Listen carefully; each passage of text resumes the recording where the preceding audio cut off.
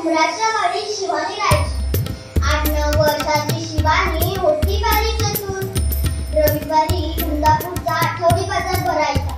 शेतातली भाजी विकण्यासाठी शिवानीचे आई बाबा बाजारात यायचे. शिवानी त्याच्या आई बाबांना हिशोबात मदत करायची आणि अधूनमधून बाजारात चक्कर सुद्धा मारायची. भजी किंवा भेळ खाणे हा तिचा आवडता उद्योग.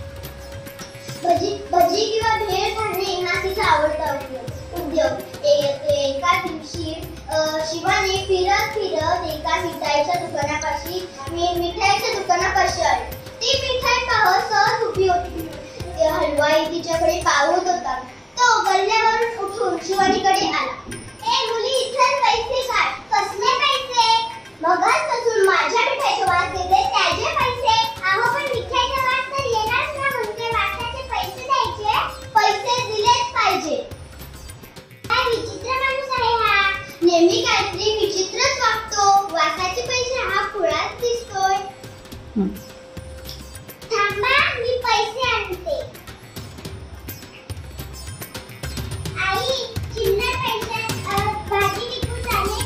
तर चिल्लर पैशाची पिशवी दे गं मला. कसले पैसे? अगं ती एक गंमत आहे, तू पण चल. चिल्लर पैशांची पिशवी घेऊन दोघी वाट काढत हलवाईपाशी आले. मिळाले पैसे. कसले पैसे? कुठे मिळाले?